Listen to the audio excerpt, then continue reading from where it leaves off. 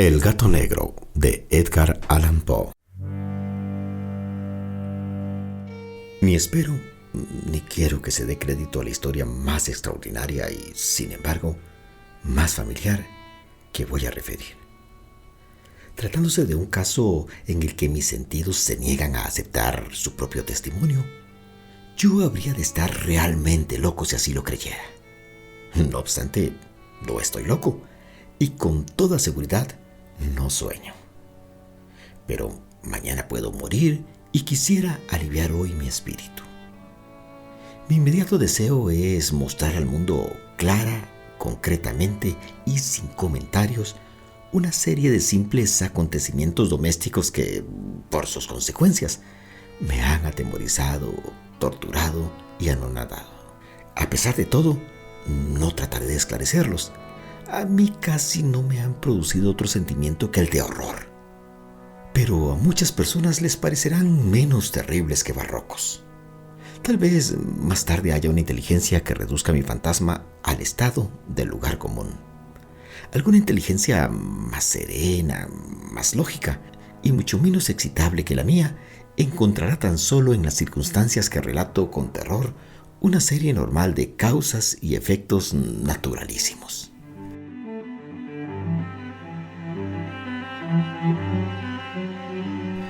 La docilidad y humanidad de mi carácter sorprendieron desde mi infancia. Tan notable era la ternura de mi corazón que había hecho de mí el juguete de mis amigos. Sentía una auténtica pasión por los animales y mis padres me permitieron poseer una gran variedad de favoritos.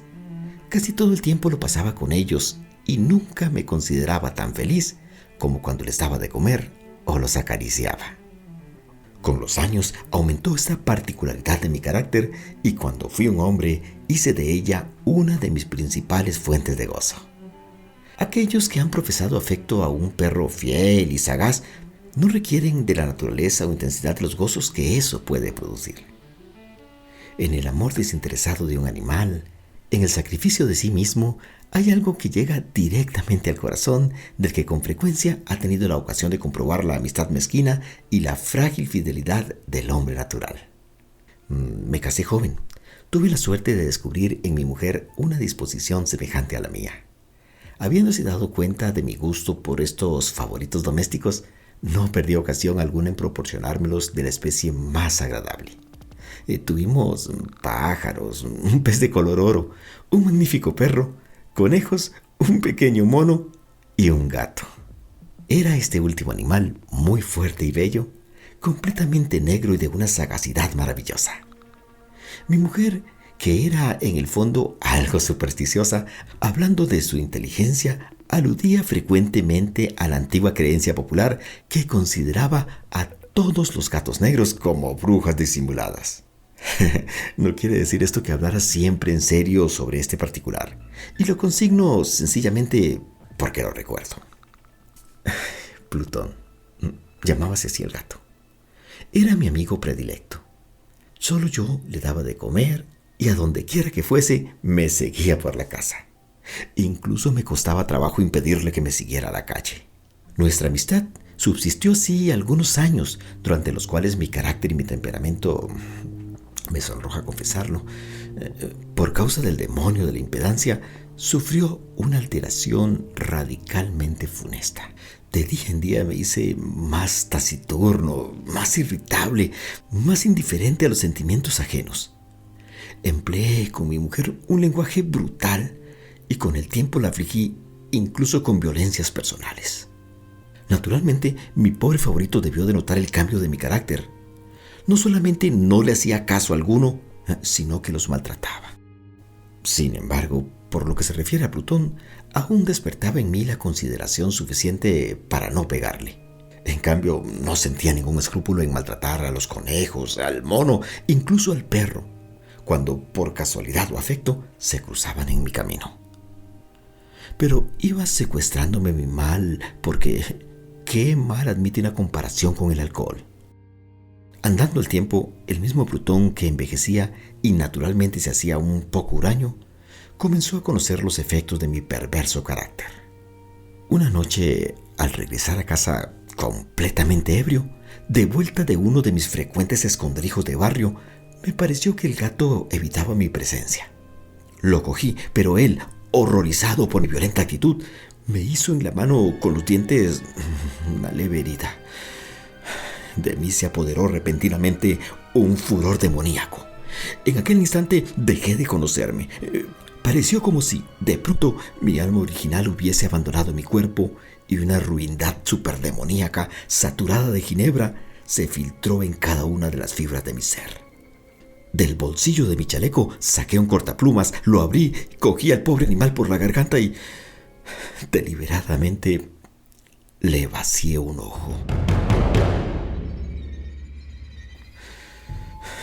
Me cubre el rubor, me abraza, me estremezco a describir esta abominable atrocidad.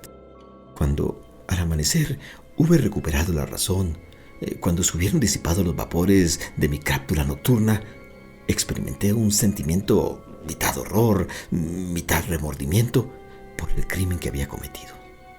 Pero todo lo más era un débil y equívoco sentimiento, y el alma no sufrió sus acometidas.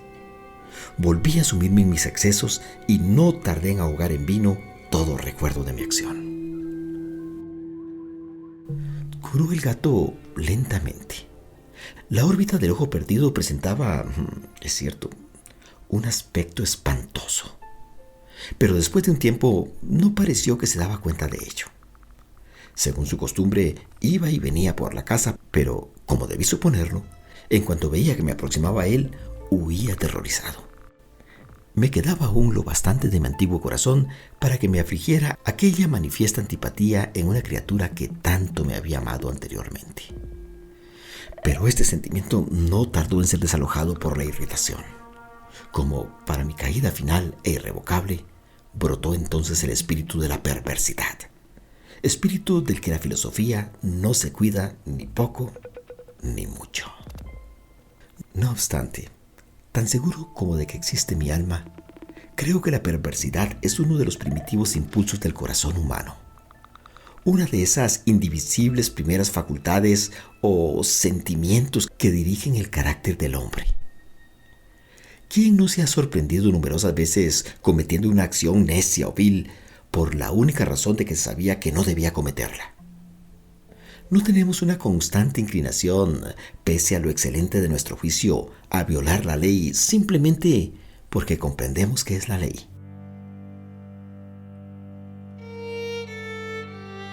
Digo que este espíritu de perversidad hubo de producir en mí ruina completa. El vivo e insondable deseo del alma de atormentarse a sí misma, de violentar su propia naturaleza, de hacer el mal por el mal, me impulsaba a continuar y últimamente a llevar a efecto el suplicio que había infligido al inofensivo animal. Una mañana, a sangre fría, ceñí un nudo corredizo en torno a su cuello y lo ahorqué en la rama de un árbol.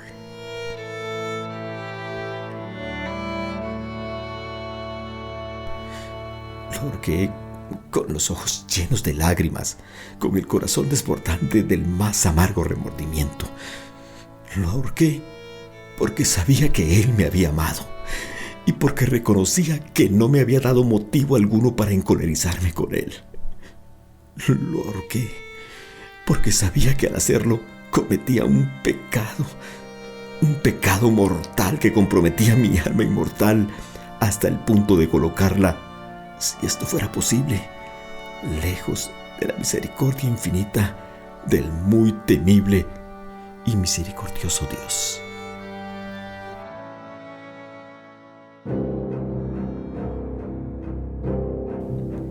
En la noche siguiente al día en que fue cometida una acción tan cruel, me despertó del sueño el grito de ¡fuego! Ardían las cortinas de mi lecho. La casa era una gran hoguera. No, sin dificultades, mi mujer, un criado y yo logramos escapar del incendio. La destrucción fue total. Quedé arruinado y me entregué desde entonces a la desesperación. No intento establecer relación alguna entre causa y efecto con respecto a la atrocidad y al desastre. Estoy por encima de tal debilidad, pero me limito a dar cuenta de una cadena de hechos y no quiero omitir el menor eslabón. Visité las ruinas al día siguiente al del incendio. Excepto una, todas las paredes se habían derrumbado. Esta sola excepción la constituía un delgado tabique interior situado casi en la mitad de la casa, contra el que se apoyaba la cabecera de mi lecho. Allí, la fábrica había resistido en gran parte a la acción del fuego, hecho que atribuí a haber sido renovada recientemente. En torno a aquella pared se congregaba la multitud y numerosas personas examinaban una parte del muro con atención viva y minuciosa. Excitaron mi curiosidad las palabras extraño, singular y otras expresiones parecidas. Me acerqué y vi, a modo de un bajorrelieve esculpido sobre la blanca superficie, la figura de un gigantesco gato.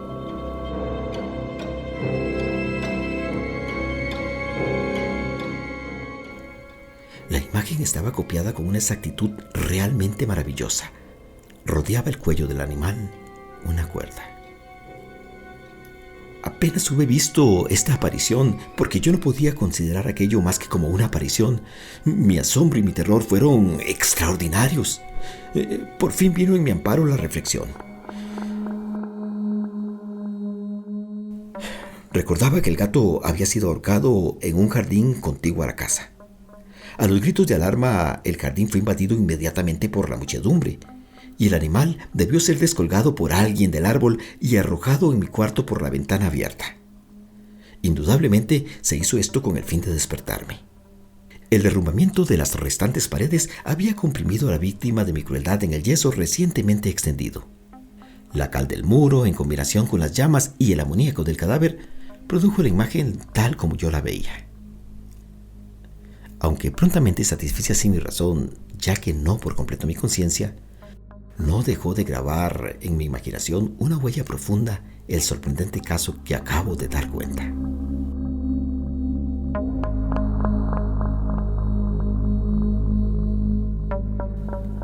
Durante algunos meses no pude liberarme del fantasma del gato, y en todo ese tiempo nació en mi alma una especie de sentimiento que se parecía, aunque no lo era, al remordimiento. Llegué incluso a lamentar la pérdida del animal y a buscar en torno mío, en los miserables tugurios que a la sazón frecuentaba, otro favorito de la misma especie y de facciones parecidas que pudiera sustituirle.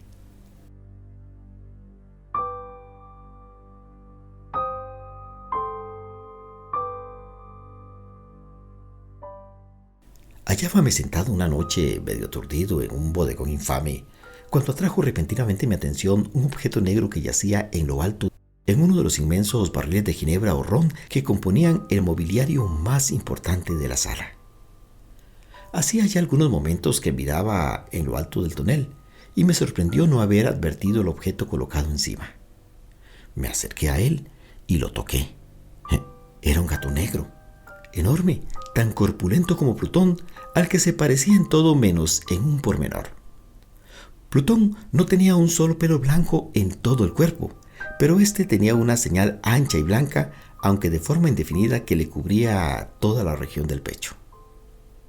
Apenas puse en él mi mano, se levantó repentinamente ronroneando con fuerza, se restregó contra mi mano y pareció contento de mi atención.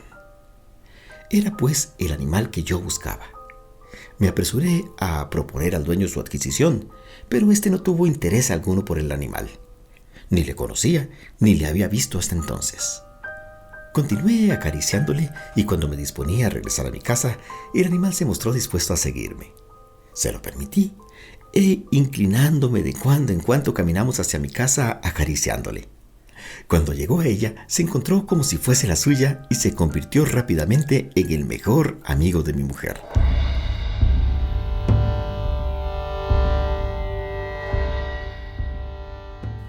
Por mi parte, no tardó en formarse en mí una antipatía hacia él.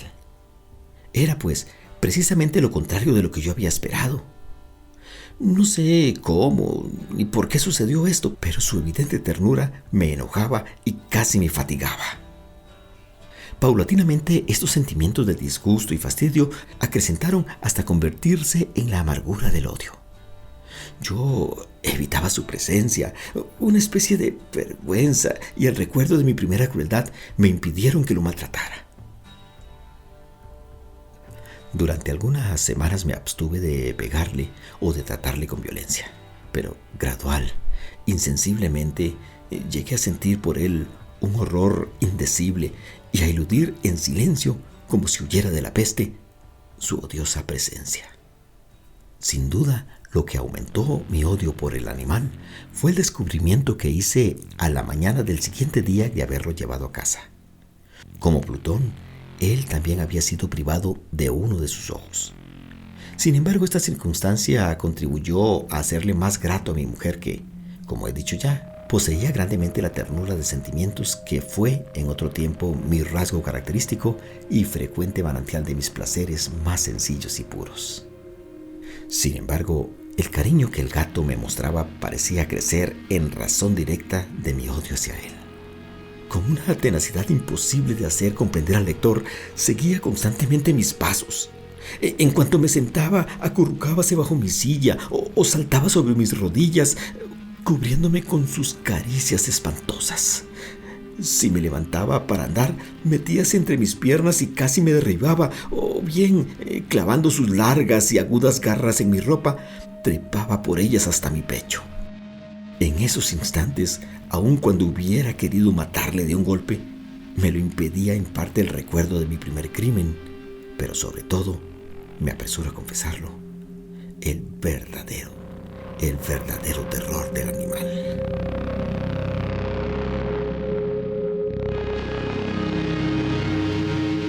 Este terror no era positivamente el de un mal físico y, no obstante, me sería muy difícil definirlo de otro modo.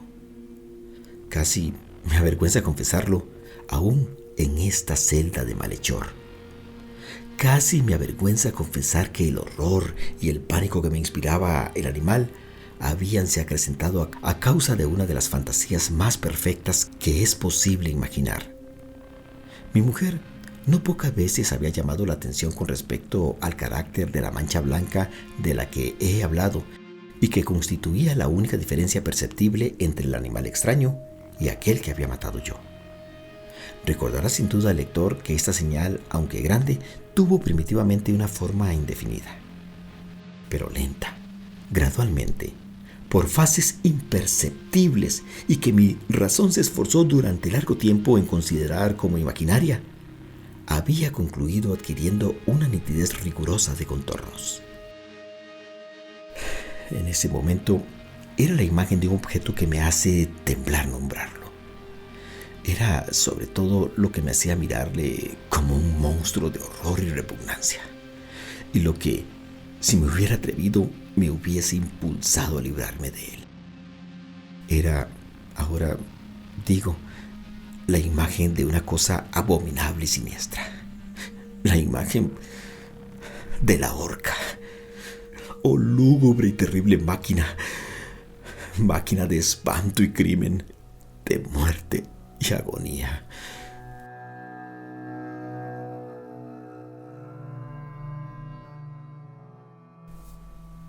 Yo era entonces en verdad un miserable, más allá de la miseria posible de la humanidad. Una bestia bruta cuyo hermano fue aniquilado por mi desprecio. Una bestia bruta engendrada en mí, hombre formado a imagen del Altísimo. Tan grande e intolerable infortunio. Ni de día ni de noche conocía yo la paz del descanso. Ni un solo instante durante el día dejábame el animal. Y de noche, a cada momento, cuando salía de mis sueños llenos de indefinible angustia, era solo para sentir el aliento tibio de la cosa sobre mi rostro y su enorme peso, encarnación de una pesadilla que yo no podía separar de mí y que parecía eternamente posada en mi corazón.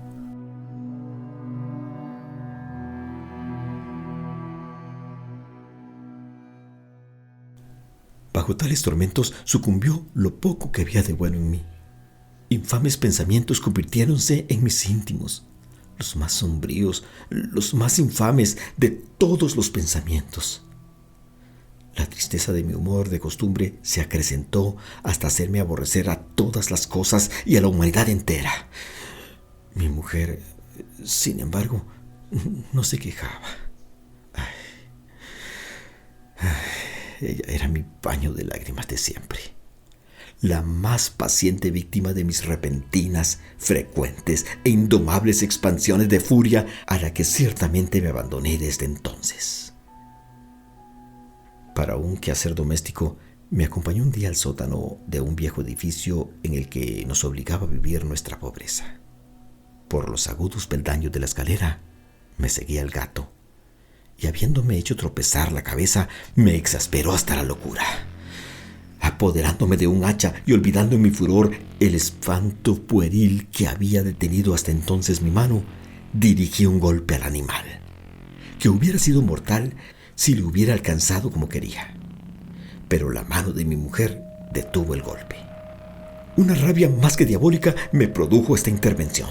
Liberé mi brazo del obstáculo que lo detenía y le hundí a ella el hacha en el cráneo. Mi mujer cayó muerta instantáneamente, sin exhalar siquiera un gemido.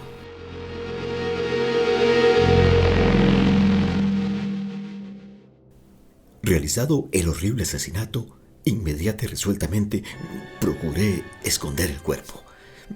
Me di cuenta de que no podía hacerlo desaparecer de la casa ni de día ni de noche sin correr el riesgo de que se enteraran los vecinos. Asaltaron mi mente varios proyectos. Pensé por un instante en fragmentar el cadáver y arrojar al suelo los pedazos. Resolví después cavar una fosa en el piso de la cueva. Luego pensé arrojarlo al pozo del jardín. Cambié la idea y decidí embalarlo en un cajón como una mercancía en la forma de costumbre y encargar a un mandadero que se lo llevase de casa. Pero por último me detuve ante un proyecto que consideré el más factible. Me decidí a emparedarlo en el sótano, como se dice que hacían en Edad Media los monjes con sus víctimas.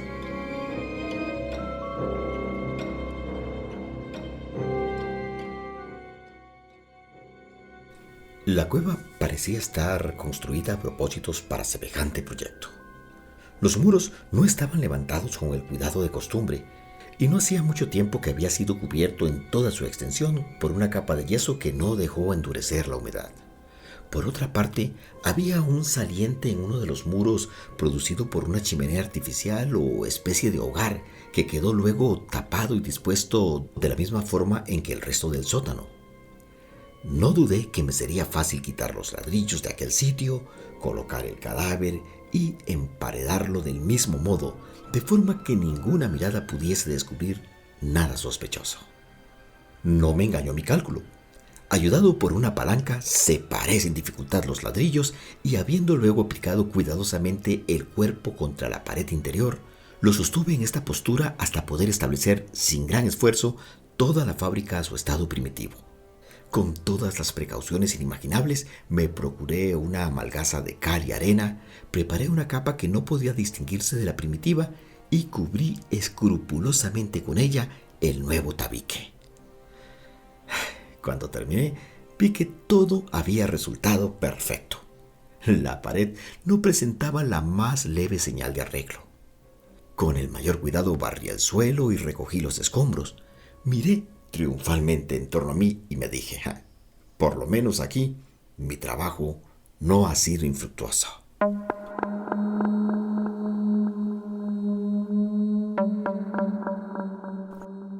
Mi primera idea entonces fue buscar al animal que fue causante de tan tremenda desgracia, porque al fin había resuelto matarlo. Si en aquel momento hubiera podido encontrarle, nada hubiese evitado su destino. Pero parecía que el artificioso animal, ante la violencia de mi cólera, habíase alarmado y procuraba no presentarse ante mí, desafiando mi mal humor. Imposible describir o imaginar la intensa, la apacible sensación de alivio que trajo a mi corazón la ausencia de esa detestable criatura. En toda la noche no se presentó, y esa fue la primera que gocé desde su entrada en la casa. durmiendo tranquila y profundamente. Sí, dormí con el peso de aquel asesinato en mi alma.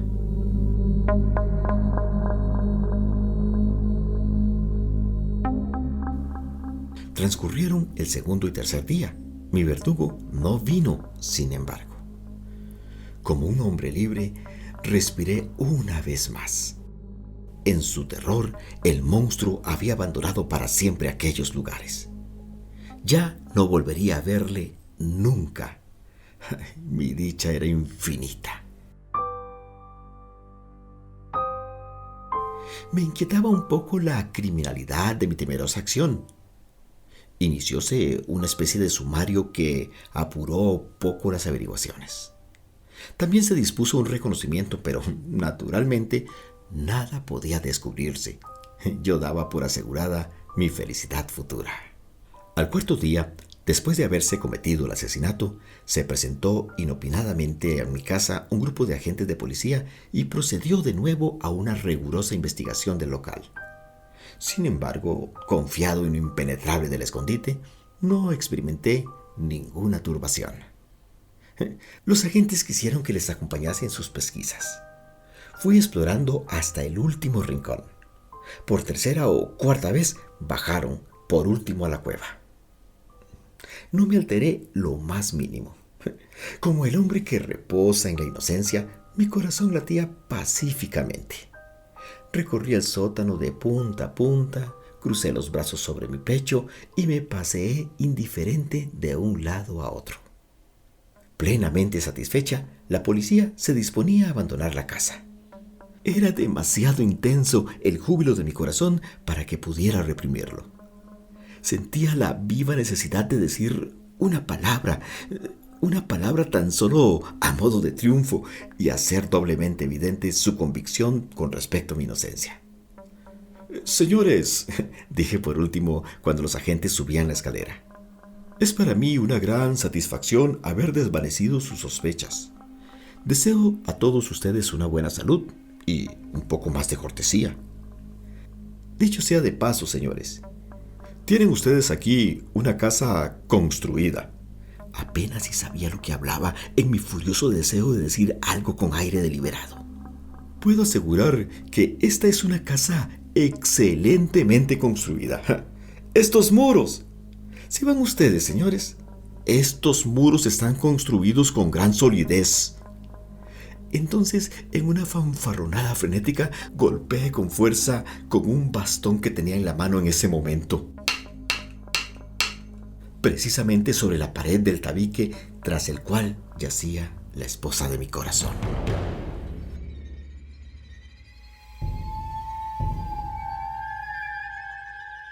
Ay, por lo menos Dios me proteja y me libre de las garras del archidemonio. Apenas húbose hundido en el silencio el eco de mis golpes, me respondió una voz desde el fondo de la tumba. Era primero una queja, velada y encontrada como sollozo de un niño. Después, enseguida, se hinchó en un prolongado, sonoro y continuo y completamente anormal e inhumano, un alarido, un aullido, mitad horror, mitad triunfo, como solamente puede brotar del infierno, horrible armonía que surgiera al unísono de las gargantas de los condenados en sus torturas y de los demonios que gozaban de su condenación. Sería una locura expresaros mis sentimientos. Me sentí desfallecer y tambaleándome caí contra la pared opuesta. Durante un instante detuviéronse en los escalones los agentes. El terror los había dejado atónitos. Un momento después, 12 brazos robustos atacaron la pared, que cayó a tierra de un golpe. El cadáver, muy desfigurado ya y cubierto de sangre coagulada, apareció, rígido, a los ojos de los circundantes. Sobre su cabeza, con las rojas fauces dilatadas y llameando el único ojo, se posaba el odioso animal cuya astucia me llevó al asesinato y cuya reveladora voz me entregaba al verdugo. Yo había emparedado al monstruo en la tumba.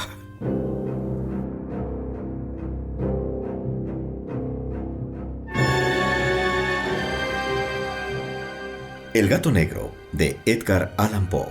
Narración Jorge Campos Mora.